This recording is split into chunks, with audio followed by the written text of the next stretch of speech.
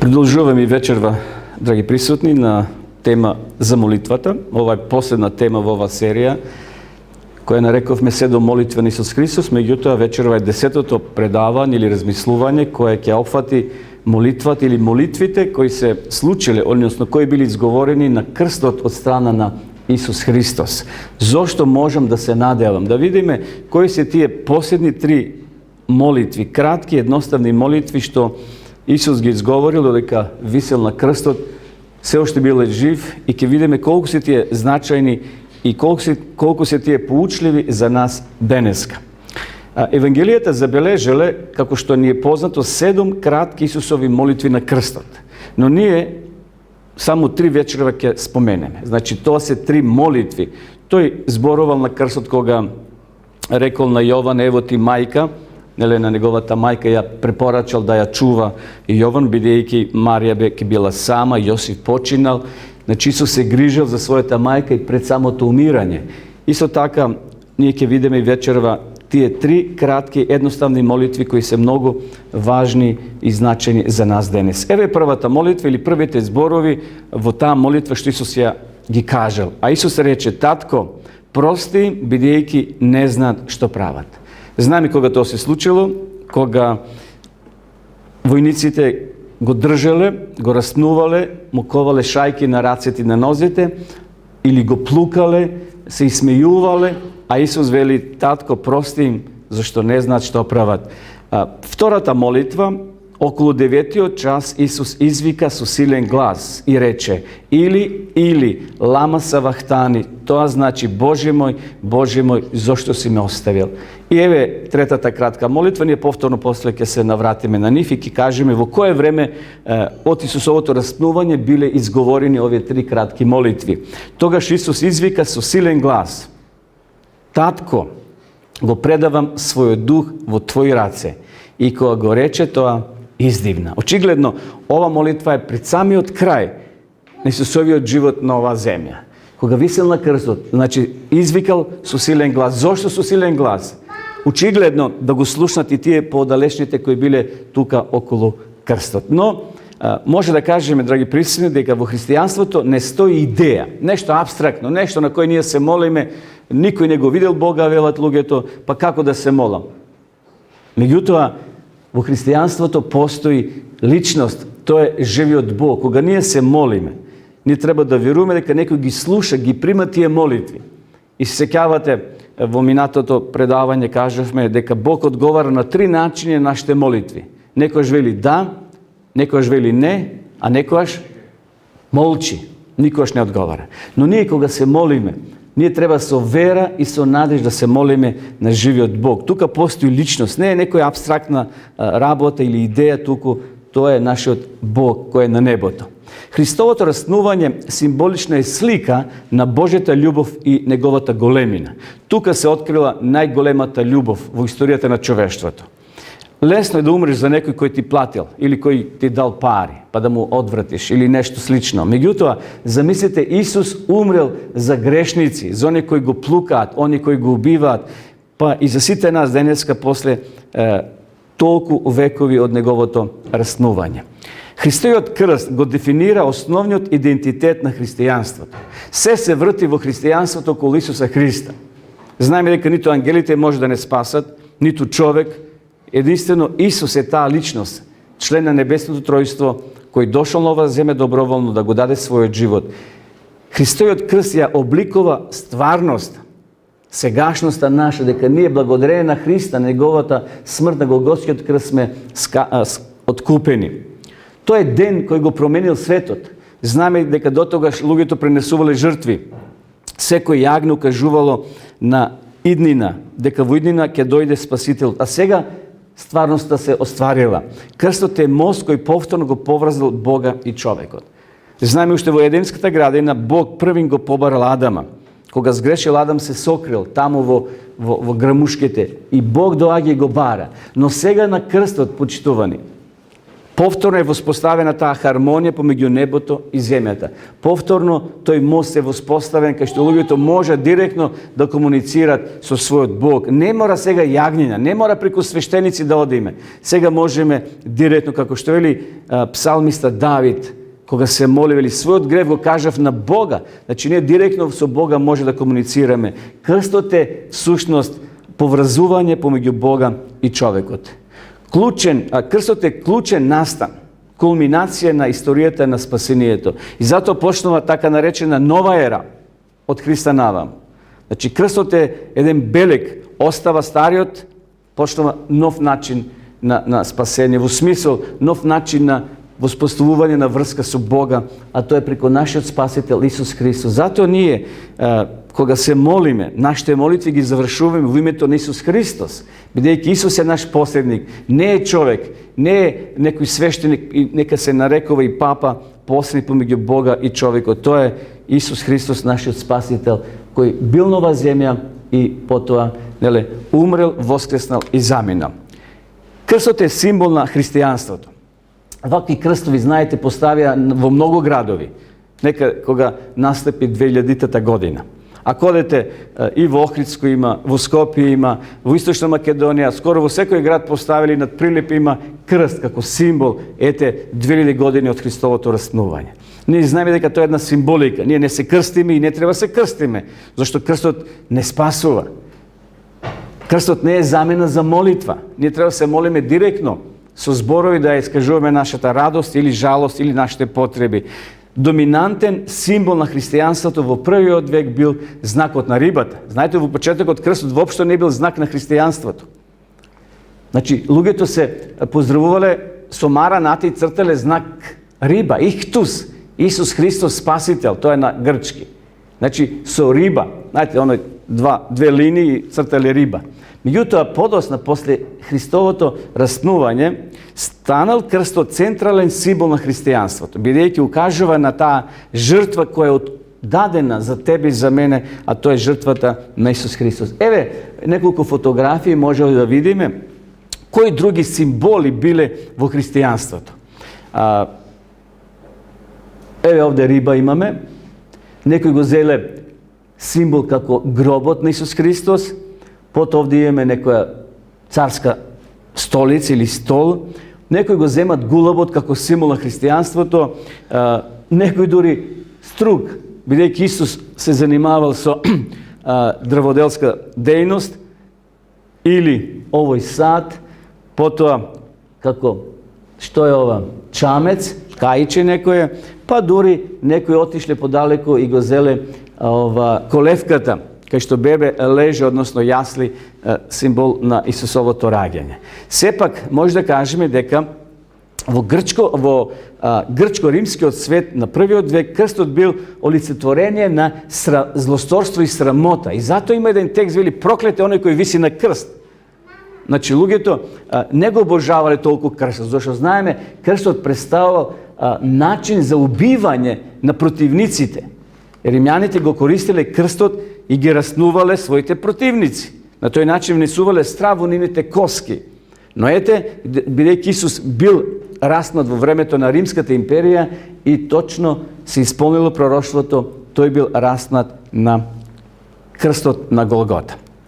Цицерон еве што кажа: самиот збор крст треба не само да се далеко оддалечи од лицето на римскиот граѓанин, туку и од неговите мисли, очи и уши. Бидејќи самото спомнување за крстот е недостојно за римскиот граѓанин и слободниот човек. Гледате колку биле алергични ако се спомне крстот, кога е во прашање Исус Христос го поврзувале со крстот. Цицерон еве кога живеел, значи тука некаде непосредно од Христојот престои нова земја. Самиот збор крст треба не само да се далеко оддалечи од лицето, значи на римскиот граѓанин. Погледнете сега како изгледал крстот во времето на Римската империја. Затворениците или оние кои требале да бидат раснат, не го носели целиот крст врз себе. Значи, тука ја имате ова хоризонтална и вертикална греда. Ова вертикална греда се вика Питбулум, може да прочитате овде, ова другата била веќе закопана во дупка греда таму кај што било место на раснување. Ова му се ставало на злосторникот, односно оној кој требал да биде раснат. Ова греда тежела некаде околу 34 до 57 килограми. Била долга од 70 метар и пол до метар и 80.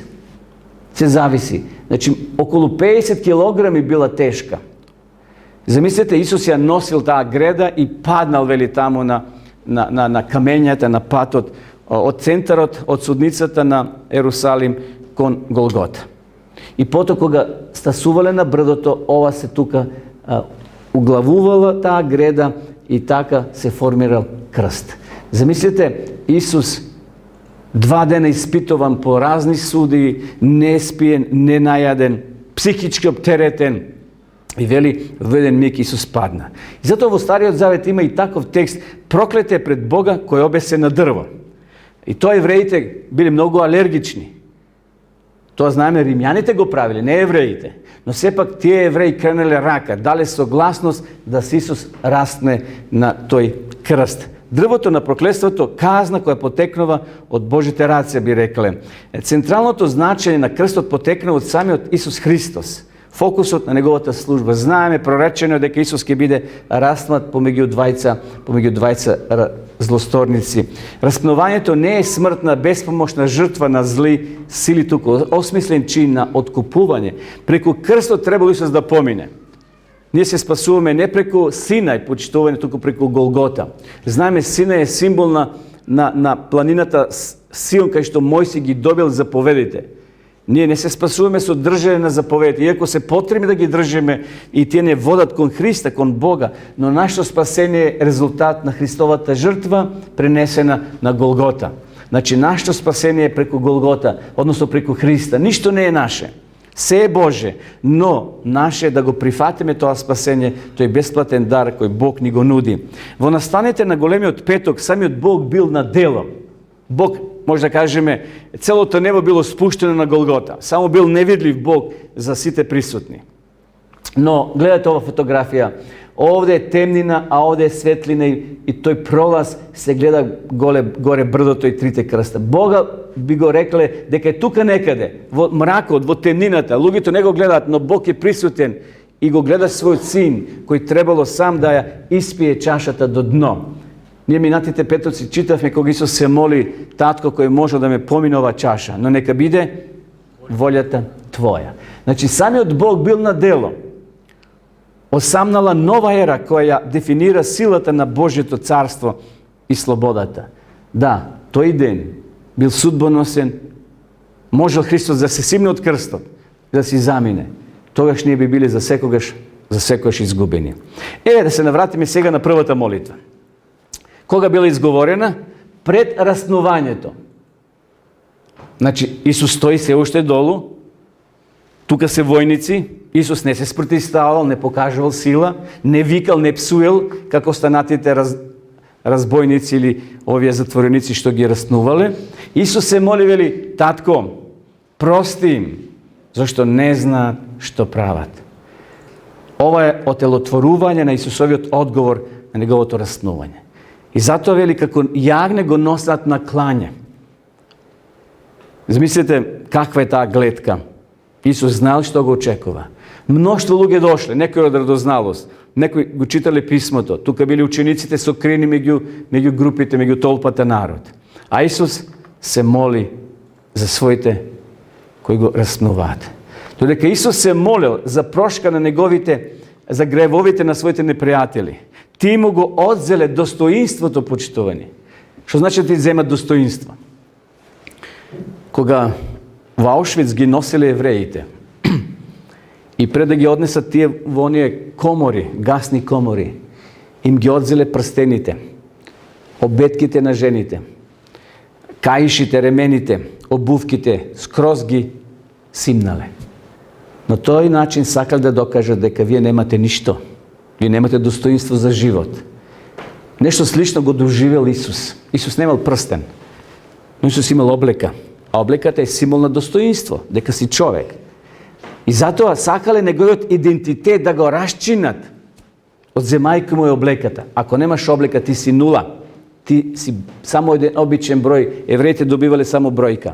Ништо повеќе. И ги носиле тамо во тие комори. На Исуса му е одзеле облеката. Еве овде што прават војниците. Што или Библијата? Фрла коцка. Ја кинеле. Секако тоа било проречено, на тој начин сакале да му кажат: ти, Исусе, каков си ти цар? По тебе нема ништо, ти немаш идентитет, ти немаш ни татко. Сакале на еден начин Исуса да го убијат во појам. Исус на крстот ја продолжува својата избавителска служба. Тие му го земат идентитетот, а Исус продолжува, дури на крстот се моли за своите злосторници, се моли за тебе и за мене. Исус те имал и тебе и мене, почитувани, кога се молил на својот Отец, да издржи до крај. И затоа Исус, уште кога бил на оваа земја, кажувал: любете ги своите непријатели, молете се на Бога за оне кој век гона. Дали е тоа лесно? Не е лесно. Ние сме сите грешни, подложни да се одмаздуваме, да враќаме на реакција. Но Исус вели: не така. Любете ги своите непријатели. Тоа бил Исусов принцип. Тоа било начело кој Исус го спроведувал во својот живот. Тоа начело, тој принцип Исус сака да го наметне. И ние тоа да го правиме, да ги сакаме нашите непријатели. Любете ги своите непријатели. А кои били Исусовите непријатели? Дали ќе се сетите да кажете еден непријател Исусов? Еве, например, Кајафа. Тој бил негов непријател. Понатаму членови на Синедрионот, сите биле против него. Гласале да го предадат Исуса. Гласале Исус да се убие.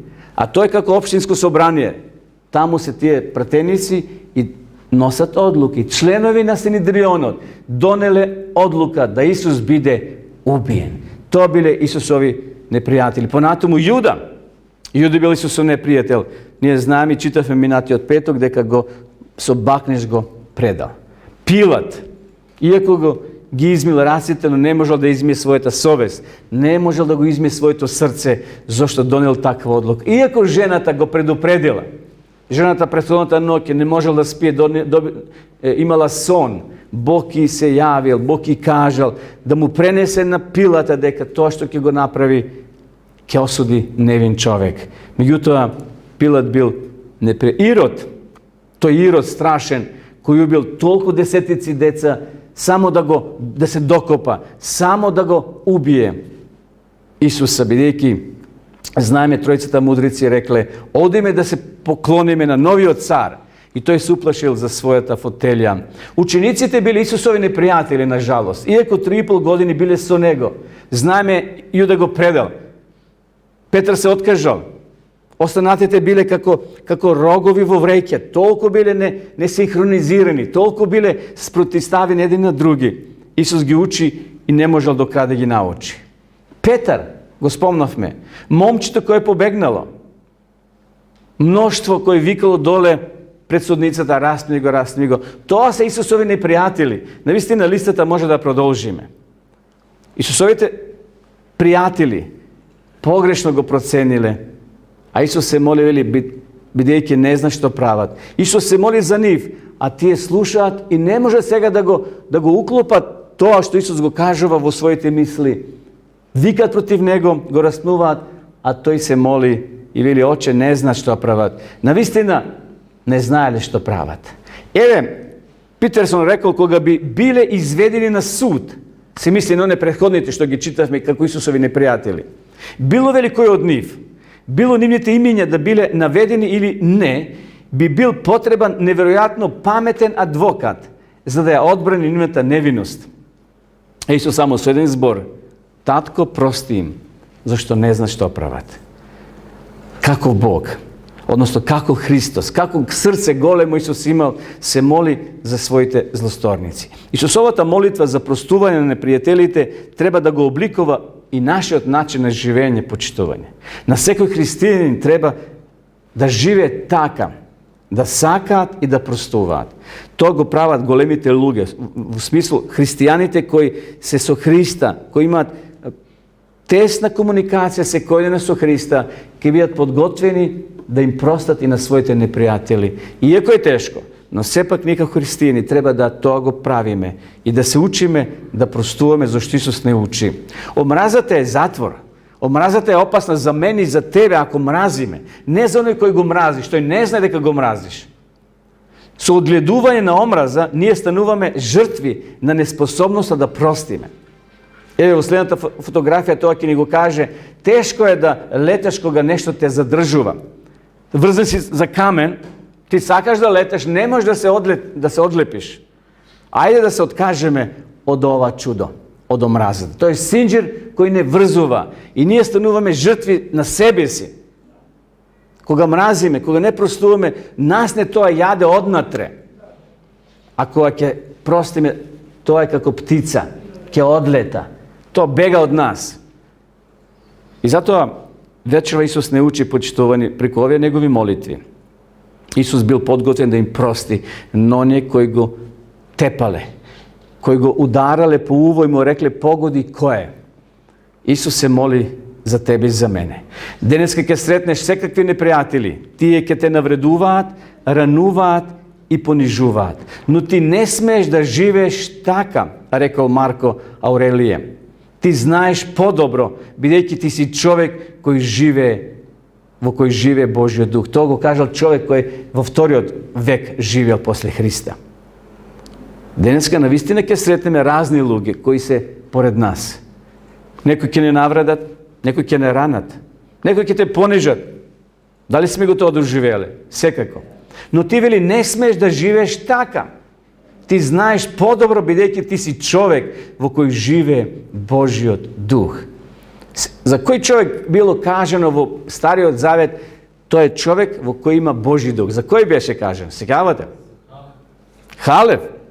Исус Навин, кои се вратиле од земјата ветена и кога народот станал и рекол не е можно таму да отидеме, зашто останатите тие 10 кои беа, кажа нема шанси да отидеме. Таму се синовите енакови, таму се джинови, нема шанси. А вели, оние двајците во кои беше Божиот дух, кажат, да, точно е, што кажа колегите. Но ако ние сме му мили на Бога, а Бог досега не водеше, ќе ни го даде тој град, односно ќе ни ја даде ветената земја. И затоа, ако е во нас Божиот дух, почитувани, се тоа, да, не е лесно да се поднесува, но ако е Божи дух во нас, ако е Бог со нас во нашиот живот, ќе ни даде сила да се издигнеме на таквите луѓе и да бидеме подготвени да простиме тоа без услов. Нашето простување не сме да зависи од тоа што е во срцето на другите луѓе. Ако ми простиш, ќе ти простам. Не. Значи, први ние да бидеме да го направиме тој чекор. Потребно е да се огледаме на Христа и да научиме да простуваме. Поентата од Исусовата молитва на крстот е толкова вечерва да не потикне во време на немири, во време на омраза, во време на поделби. По сите линии луѓето се двојат, се групираат. Бог нас не повикал почитувани како христијани да бидеме оние кои ќе ги спојуваме луѓето. Еве втората молитва, изговорена во текот на последниот час. Исус бил распнат некаде во 9 часот предпладне, цели 6 часа висел на крстот и ова се случува сега во текот на последниот час, некаде околу 2 часот попладне. Околу 3 часот извика. Ако е 3 часот, тоа е некаде, значи, кај што Исус осеќа, чувствува дека нешто се случува со него, со неговото тело, и вели или лама савахтани, што значи Боже мој, зошто си ме оставил? Во еден миг Исус морал сам да биде. Отецот се повлекол, ангелите се повлекле, Исус тоа го чувствува и се моли како човек. Единствен миг кога Исус во својата молитва кон Бога не се обраќа со зборот Ава или Аба. И затоа овде вели Боже мој, службено као да се моли. А пред тоа се вели татко мој. Сега тој се моли Боже мој, зошто ме остави. Впечаток е дека му недостасува доверба бидејќи се наоѓа во сферата на Божјото присуство. Сега Исус како човек требало да испие чашата до крај. da ispije čaša do kraja i da se izbori vo svoj život, u smislu da umre, da go položi svoj život. Glasen krik, to znači vikal, glasno da vika. Zato vidi, su silen glas izvika, Bože moj, zašto me ostavi? Ovo ni otkriva da je Isus doživjel najdlaboko razočaruvanje na krstu. Ne ono razočaruvanje kako naše to, koga nije se razočarame, toliko smo bezhrabreni, dori nekoj luge i posumneva da li postoji Bog. Ne vo toj kontekst da je Isus bil razočaran, deka povijek ne vjeroval u Boga. Međutim, mu bilo teško kako čovjek. I zato veli, zašto me ostavi? Ja počuствовал болката поради отсутността на Бога, вкус на втората смрт. Значи Исус ја доживел втората смрт. И зато вели, Исус не откупил от втората смрт, не от првата. Првата смрт е смрт која ние ја доживуваме како луѓе. И знаеме дека првата смрт не е страшна, тоа е сон, вели, за Бога. И постои воскресение, но Исус ја почуствувал тежината, силата, одвоеноста, што човекот ќе доживе во втората смрт. Останал во темнината целосно сам. Морал да ја испие чашата до дно. Му се нудили ангели да му помогнат, но сега не можели ни тие да му помогнат. Сега тие не се нуделе. Затоа вели Библијата, Голгота ја офатило мрак, темнина. А било на пладнина, замислите. Како денеска напладне, отеднаш над кавар се покаже мрак, темнина. Бог тоа го создал, Бог тоа го направил, да покаже дека целото небо сочувствува со својот син, со Исуса Христа, кој го дал својот живот. Крстот бил мака и за таткото. Значи, самиот Бог тоа го почувствувал, таа раздвоеност, тежината на гревот била вперена врз Исусовото тело.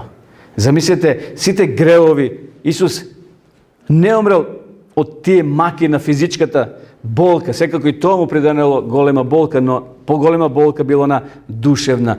Како таткото, така и синот доброволно го прифатиле раздвојувањето. Еве Жан Калвин што кажал. Христос да умрел само со телесна смрт би било неефикасно. Се додека неговата душа не би учествувала во казната, тој би останал само спасител на телото. Платил многу поголема и возвишена цена во страшните маки на својата душа, во судниот ден и на пуштениот човек. Интересно, Христос, кога би умрел само како денеска, како човек што умира, вели, не би имал никаква вредност, тоа не би било ефикасно, но платил многу поголема цена, возвишена цена во страшните маки на својата душа. И затоа Исус, како да ги цитира не зборови од псалмите, 22 глава, првиот стих што вели, Боже мој, зошто си ме оставил? Да, Исус го знаел целиот план, тоа сме го кажали неколку пати. Исус го знаел тоа сценарij од почетокот до крајот, но сепак тој како човек сега се моли. И вели, Боже мој, зошто си ме оставил? Зошто Исус го цитирал овој псалам, почитувани? Ова е всушност химна на надеж. Химна на надеж дека ние не сме изгубени, дека Исус дошол на ова земја со посебна мисија, Исус дошол со посебна цел, Исус дошол со посебен план, преку својата смрт да те откупи тебе и мене. Замислете колку милиарди луѓе ќе бидат спасени благодарение на овој гест што го Исус направил. Да, Исус бил Богот човек, но Исус како човек отишол на крстот, како човек умрел, не како Бог. Бог не умира. Значи, Божеството Исусово не умрело на крстот, но Исус како човек починал. Постојат периоди во нашиот живот кога имаме впечаток дека Бог е отсутен, дека не одржува темнина, дека не обкружува темнина. И навистина тоа Исус го почувствувал. Тогаш се појавува загриженост, тогаш се појавува сомнеш, збунетост. Сеќавате во Библијата имаме такви личности кои доживеале паѓање во својата духовност, како што бил Јован Крстител. Знаеме дека во една ситуација тој бил затворен, дури се посомневал кога пратил порака дали е тој или друг да чекаме, се мисли на Исуса. Знаеме дека Илија исто така дошол во таква тешка ситуација кај што се посомневал во Бога и побарал да умре, плашејќи се за својот живот. Можеби и ние понекогаш ќе дојдеме во ситуација на загриженост, ќе кажеме, па ете, Бог кренал ракце од мене. Се молам и се прашуваме каде си Боже, тогаш се појавува сомнеж. А сомнежот е како отров, како ръгја за железото, кој полека го нагризува. Така, ако дозволиме да сомнежот превладува почесто во нашиот духовен живот, нашата вера ќе паѓа, нашата вера ќе омалаксува. И на крајот ќе дојдеме до збунетост. Ќе бидеме збунети. А кога сме збунети, знаете кој доаѓа? Доаѓа ѓаволот и тој ни нуди решение, а тоа решение секако не ќе биде добро за нас. Боже, каде си?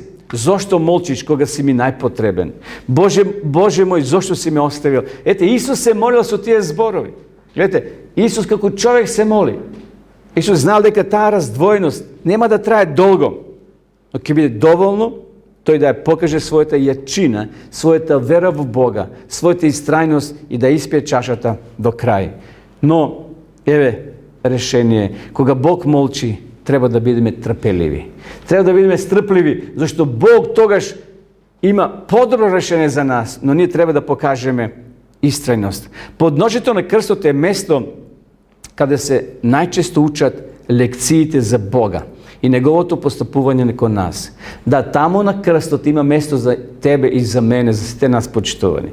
Тоа е место кај што може секој да дојде и да одвои неколку минути и да го гледа тој крст, кај што сме требале ти и јас да висиме, а на тој крст легнал доброволно Исус Христос. Бог бил присутен и во настаните на Голгота и патил со Исуса.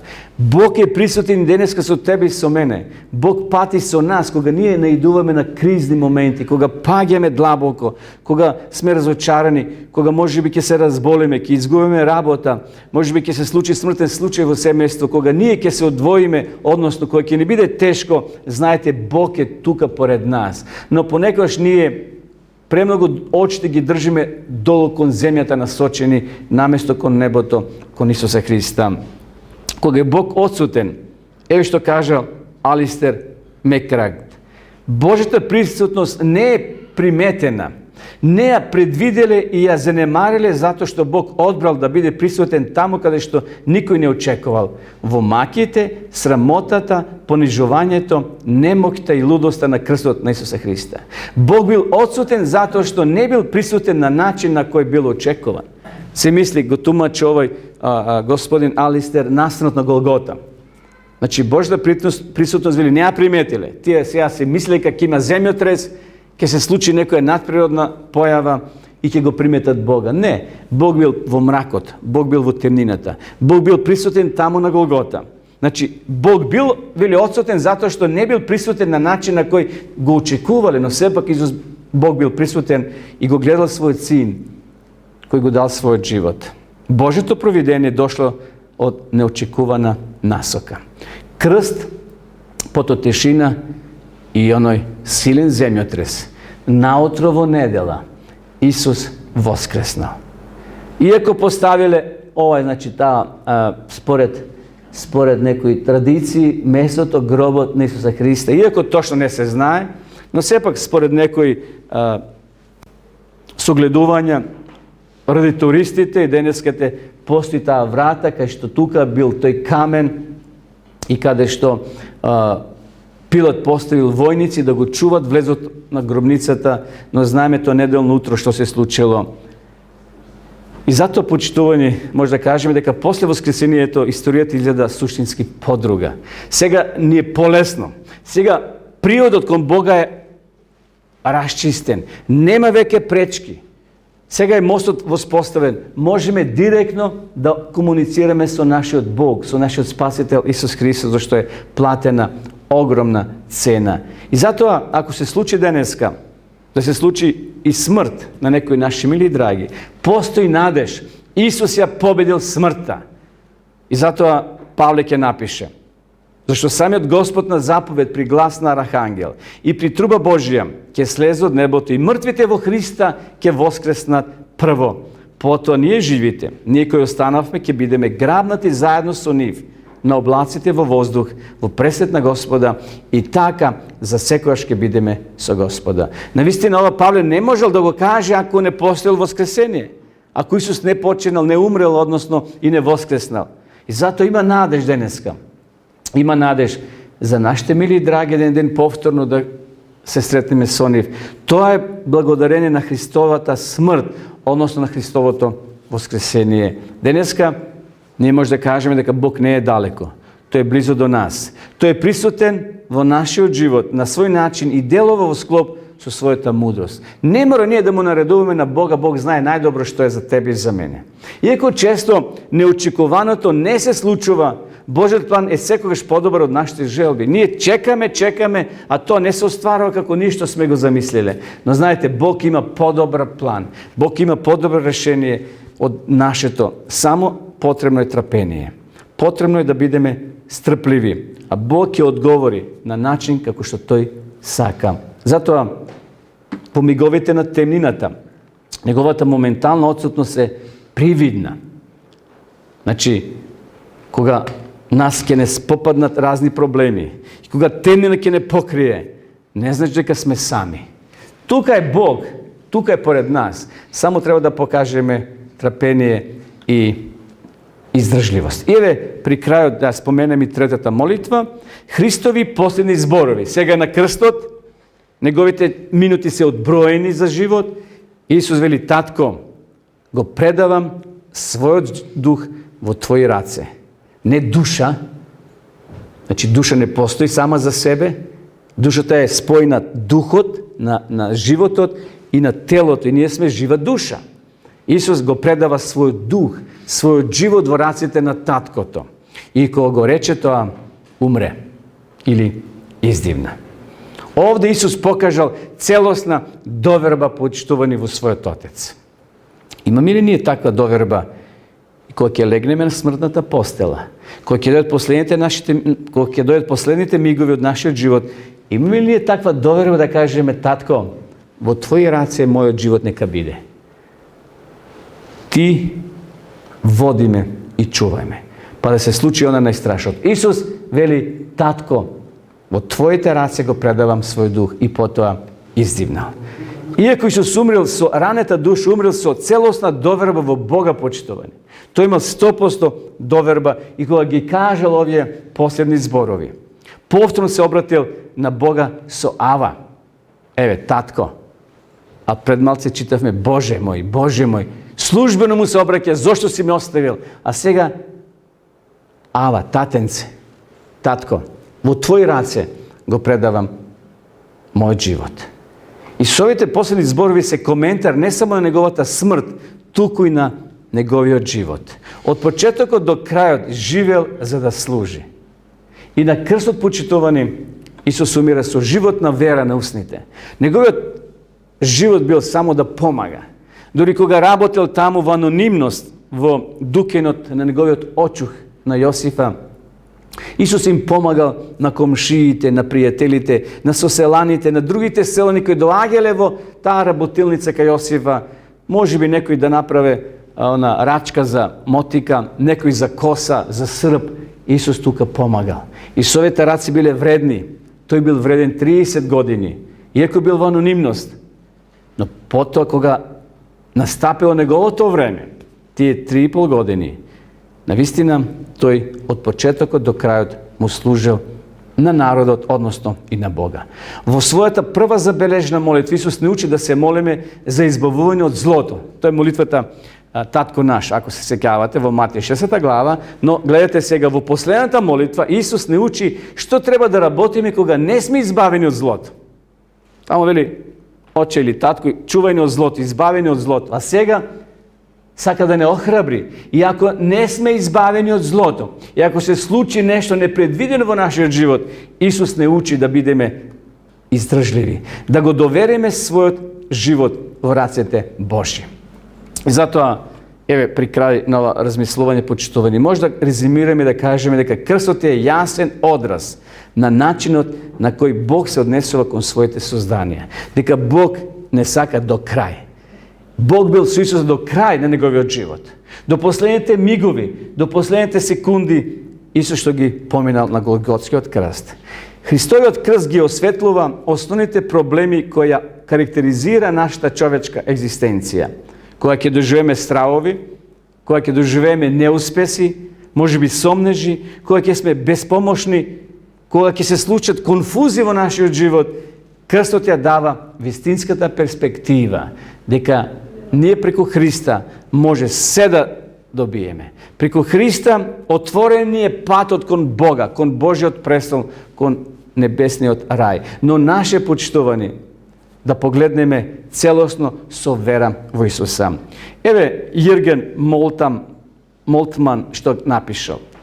Само тогаш кога луѓето својот поглед ќе го насочат кон Исуса, стануваат слободни од силите кои не врзуваат за сегашноста, слободни од разни закони и историски присилби. На тој начин им се нуди иднина која никогаш нема да потемне. Навистина прекрасни зборови напишал овој господин Јерген. Само тогаш ако гледаме со вера во Исуса, ако својот поглед го насочиме кон Исуса, ќе станеме слободни вели од силите кои не врзуваат за сегашноста, слободни од разни закони и историски присилби. На тој начин им се нуди иднина која никогаш нема да потемне. И затоа моја желба и молитва е да навистина сватиме, да разбереме дека во Христа сме слободни, дека никој нема право да не ограничува, никој нема право да не врзува во ланци, во синџири, на располагање на тебе и на мене, на сите луѓе. Исус Христос. Затоа Исус не повикува да го следиме и да го искусиме неговиот мир и да бидеме исполнети со радост. Ки има проблеми, ки има ветришта, ки има бури, ки има немири, ки има вознемиреност, но Исус вели: зошто сте вознемирени кога спиел доле во чамецот, а учениците избезумени само што чамецот не потонал? Исус им кажува: каде ви е вашата вера? Исус сака вечерва да ја рестартира твојата и мојата вера, да ја обнови мојата и твојата вера, да растеме во верата. И така, благодарение на крстот, благодарение на Христовата смрт, благодарение на Христовото воскресение, ние имаме спасение. Нека му е вечна благодарност на нашиот Бог за тоа. Амин.